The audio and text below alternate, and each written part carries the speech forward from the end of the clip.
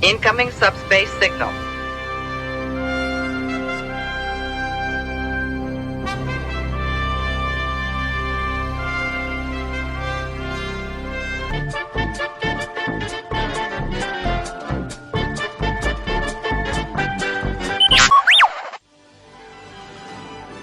You are watching Central Valley Geeks. Please welcome our host and resident geeks, Scott and Shawn. I'm back, baby! We are the Central Valley Geeks. I am Scott. This is Shawn. As you may notice, this is part 3 of probably going to be 4 because it's just going to be one. It looks like it's going to be one episode per video at this point. Today we're here to talk about episode 3 of Ahsoka, Time to Fly. Cut that. I don't know. Episode 3, Time to Fly. You know, it just that title doesn't seem to hold any resonance with me like the previous title. Because it's not your cats. Well, you know, even the first title, Master and Apprentice, gave you a little something. You knew you were gonna. From the episode, we saw the Master and Apprentice between Balin and Shin, and then if you didn't watch Rebels, you found out that Ahsoka was Sabine's master, and she was her apprentice right after Rebels. So that one makes sense. Time to Fly. It's just okay. Are we now actually going to move on with the story? And I don't know. That one was the least creative title for me. Telling them to fly to where they need to get to go. That's it. Yeah, I'm just saying. I'm not thrilled with. Right. I'm just not thrilled with it. It's not creative. Literally saying, use the eagles. Okay. Fly, you fools. I knew the joke. Yep. Anyways, now that we're gonna move on from Lord of the Rings, Sir Ian McClellan, if you are watching this, call me. Why didn't you call me back? So, I liked Hu Ying's blades, his holographic blades, and he was like making her chop through them with the lightsaber. I thought that was kind of cool. And then we moved on to Star Wars version of Anbo Jitsu, because in the first Star Wars movie, Luke puts the thing over his face. Oh, how am I supposed to fight if I can't see? And then he used the little thing so the probe shot at him. That's all we really got. So which was great. They should have just done that. It was great, but the reason I'm calling it Star Wars Anbo Jitsu is because the Master interacted with the Padawan during the training, and a lot of the moves looked very reminiscent of Anbo Jitsu when Riker's fighting his dad. And they just made me think of that when they couldn't see, and then Mariner beating the crap out of Rutherford and Boimler in Lower Decks. I just love Lower Decks. Yep. And yes, like I said, it was first seen in The New Hope. Oh, how am I supposed to fight if I can't see? You can't, because you're not a Jedi yet. But speaking of that, neither was Luke, and he did much better. Actually, speaking of that, Sabine should not have said that line, because her previous Jedi trainer before Ahsoka was Jarrus Kanan, or Kanan Jarrus. I get his name wrong because I don't watch the show. Who was blind. He had his eyes burned by a lightsaber, and he was blind, and he was training Sabine how to use the darksaber while he was blind. Yep. And he was voiced by Freddie Prinze Jr., and Freddie Prinze Jr. is kind of cool. I liked him in the 90s, early 2000s. And to be honest, his wife is extremely hot still. Extremely hot. So ever since I decided to do this channel, ScreenCrush put out a little clip, basically for the same episode. And it's going to say this. And then we go to some tasty, tasty Star Wars politics. And I've been dying to use this clip ever since. He actually gave me permission to use it. So with that being said, we are going to talk about Star Wars politics. You keep mentioning Senator with the name starting with the X. Now we're actually going to talk about Senator Ziono. There we go, Ziono. In my notes, I have Senator Ziono seems like an idiot and doesn't believe Hera. He actively works against her. He doesn't seem like an idiot. He is actively working against her. Yes, to a point, yeah. I would categorize him as more on the extremist side and not wanting to rock the boat. If he's an atheist. If he doesn't see it, it's not true. He doesn't see Thrawn, so Thrawn can't be coming back. It's not true. That's Or how. he That's sees how. the profit in it and more power. It could be that too. That's what the Empire gives, or pretends to give. Oh yeah, and in The Last Jedi, we do find out that the weapons manufacturers are the only people who got, or one of the people that got rich during the war, and they were supplying arms to both the rebels and the Empire. What the United States are you talking about? I would tell you to go watch that movie, but it's not that good. Yeah, don't bother. My understanding is the novelization of the book is better, and yes, the novelization of books counts, or the novelization of movies counts. Um, I have something written that it is important to note that at this point in Ahsoka, we really have no idea who Ezra is if you didn't watch Rebels. And Ezra's been mentioned in every episode, and it's extremely important that Hera and Sabine find him and get to him, but we don't know why. Why is Ezra important to them? Is Ezra just important to them because he's their friend slash That's what it family? seems like, yeah. But It seems like he was like the better Jedi, the better this, the better that. So like he's the one that they followed then. He's the one who took care of Thrawn, like he was their Luke almost. he does actually need to watch Rebels. I know.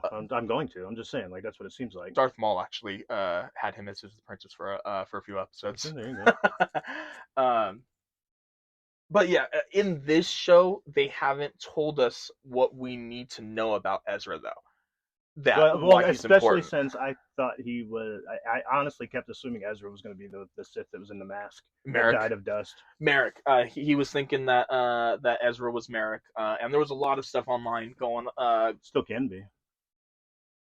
There was a lot of stuff online about Merrick being Ezra. But in episode 4, we find out that Merrick is something, but we'll talk about that in the next video.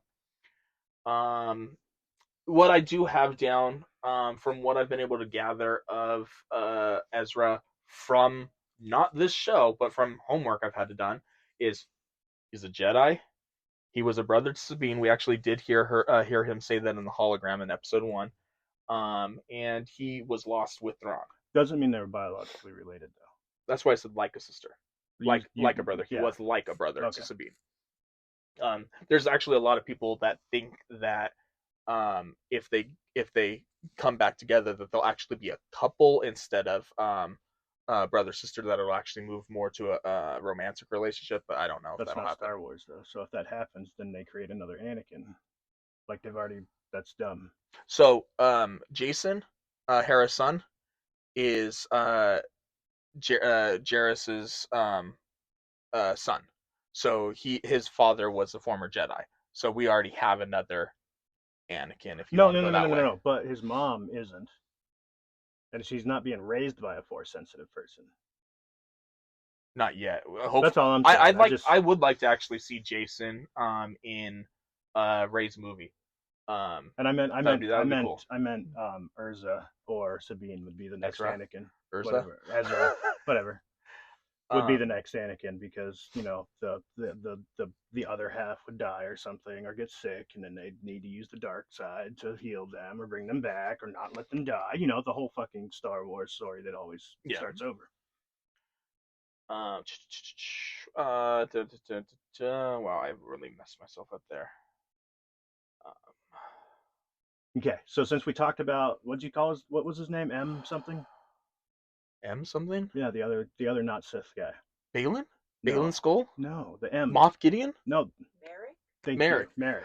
I see the guy with the stupidest lightsaber I have ever seen. The spinning lightsaber? Yes. Okay, so you didn't watch Kenobi either, did you? That sounds familiar, actually.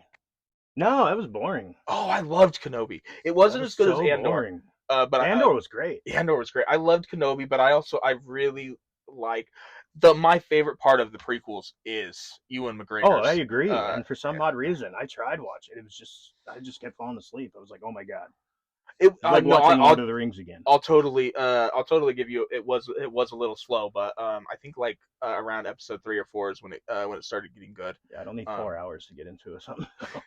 I liked little Leia, the little girl who played Leia, and Yeah. then she's in the Boogeyman movie. I think it's the Stephen King movie. Oh, cool. It's on Peacock. Go check it out because Why not? that little girl is cool. Xiono's an idiot. Sabine's a so. brother. He didn't think Xiono specifically did not think that there was an issue with a bigger aspect because he thought that the Moff Gideon's little thing on Mandalore was separate and alone and by itself. When because of the Mandalorian season 3, we know that all of these remnants of the Empire are working together, and Xiono's just in total denial. No, they're not. No, that was a standalone Or he's thing. the one throwing them off on purpose. Somebody's got to be stopping the Republic from. I don't remember. Is that what they're called right now? The New Republic. The New Republic, yeah. From like actively acting. Like they stopped General what's her name from doing anything. Yeah. Even taking one ship. And that was yes. all him. Well, okay, so that was dumb writers. No, it's not. I don't think it's supposed to be meant to look at he's solely stopping it. I think it's meant to be looked at as the entire New Republic is inept. Because if you go because they have somebody in their leadership that's making it that way. It might not even be him. I think he's the like I said, the red herring, like look at this guy. Or the sleight of hand. Pay attention to this guy while it's the two at the other end. Well, see, you know what I mean? I'm just saying. We know in Mandalorian, in the political episodes that some people didn't like, that the one chick worked for Moff Gideon and then turned on Dr. Pershing. We know she is a legitimate spy for Moff Gideon. Yeah. Moff Gideon's dead now, so who she a spy for at this point, we don't know. But he's not dead. I think Xiono is. I don't think that they're trying to make him a red herring. I think that they're just trying to make the entire New Republic look stupid. Because they're doing the same thing to Mon Mothma. It was Mon Mothma's idea to demilitarize 90%. Or was it Xanu's in secret, like when they were behind doors, but she's the one who presented it, thinking it was her idea?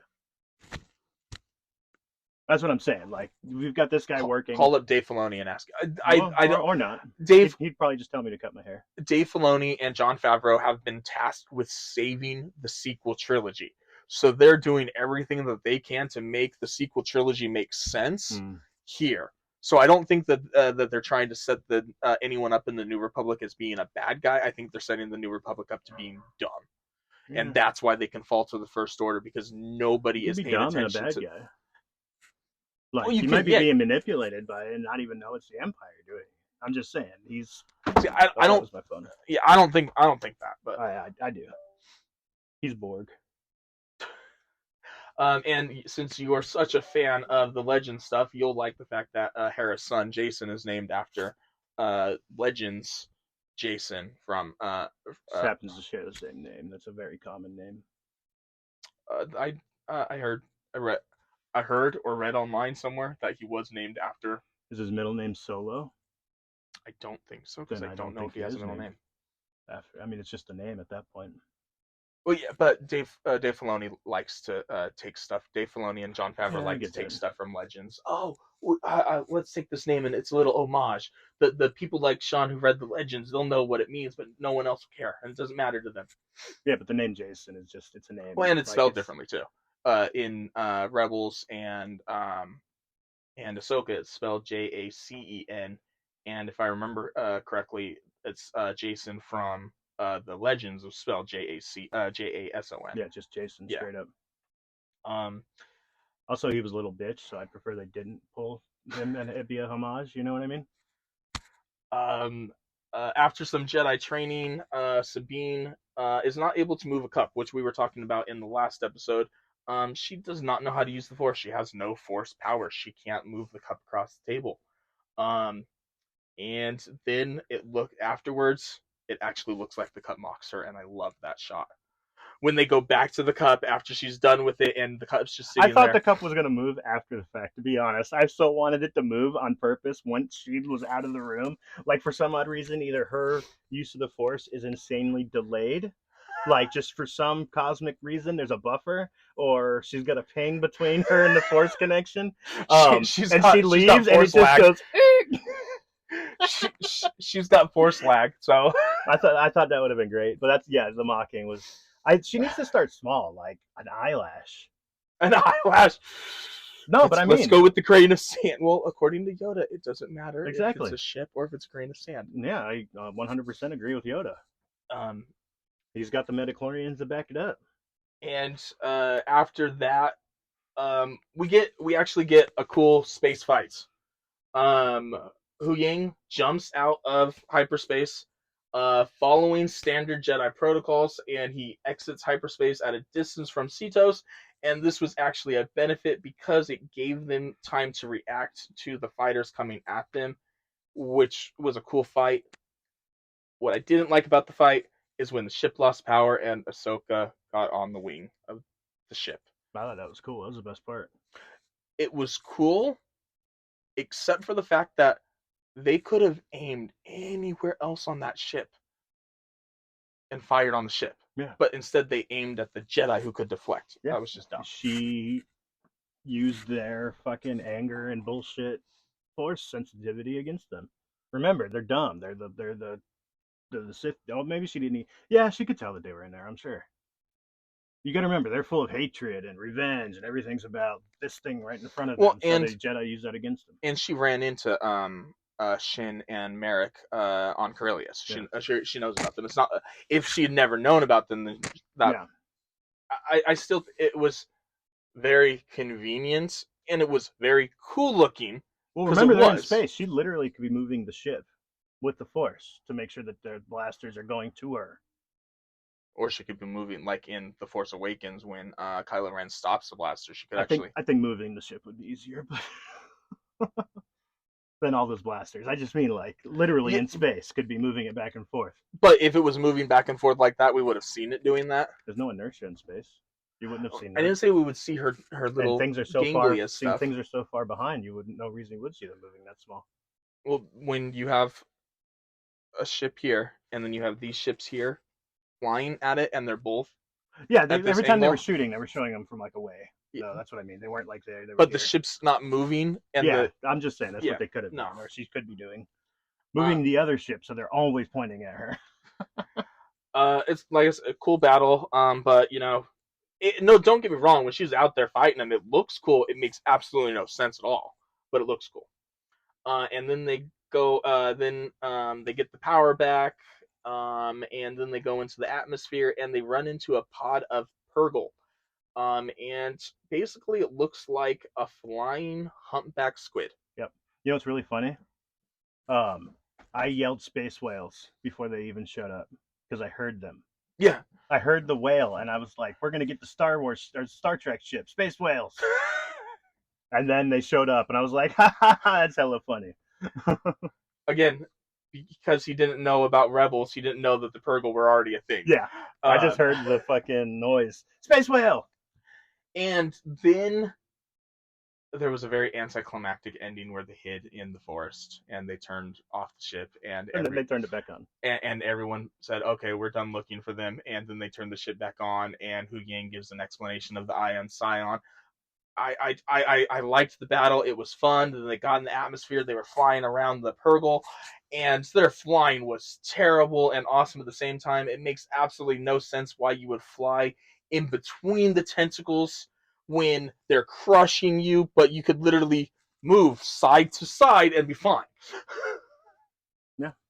But, you know, it was a very cool fight that had a very anticlimactic ending. And then Hu Yang does tell them that this giant hyperspace ring, they don't know it's called the Eye of Sion. We do. but they don't, is theoretically powerful enough to travel between two galaxies. And then that's the end of episode 3. Which to me seems like if this was always a thing, then the Empire would have been doing this immediately, What? traveling to other galaxies to get resources and like the whole 9 yards. Like It was a lost method to get to the other galaxy because 6 giant ass hyper, whatever that hyper but drives. you had to have the map. No, not if you just want to go to another galaxy. You No. might pop up in another planet, but they want to go to a specific point. Yeah, You and, could unsafely do it. and Balin says that in when they're talking about the map, if you're off by even a small percentage, will end up in the vast emptiness. That's why they don't Yeah. travel, because the Purgle are force sensitive, so they can travel but in the hyperspace lanes and come out at the spots that they know that they need to, because Yeah, they can tell. sense it. And apparently, original hyperspace pilots used to be force sensitive too, so that they could tell not to exit hyperdrive in a planet or something like that. That's my only explanation of hyperdrive. Is they couldn't get there. I mean, I don't know. It's just I agree. I understand why it is the way it is, but yeah, no. It's the Stargate Atlantis thing. Do you remember how nobody could get to Atlantis except through the Stargate at first? Yeah. And then all of a sudden, their ships could go back and forth between Earth and Atlantis in less than 2 weeks. And then all of a sudden, like the replicators could do it all of a sudden. And then the last episode of Atlantis, the Wraith have a ship that can go from Pegasus to Earth in less than 2 weeks, and it's just like very quickly, everybody's all of a sudden got much bigger engines, even though 10,000 years ago, when the pinnacles of civilization. And if you haven't seen Stargate Atlantis, Jason Momoa is in it. Robert Picardo is in it. It also putters out and is just kind of boring at the end.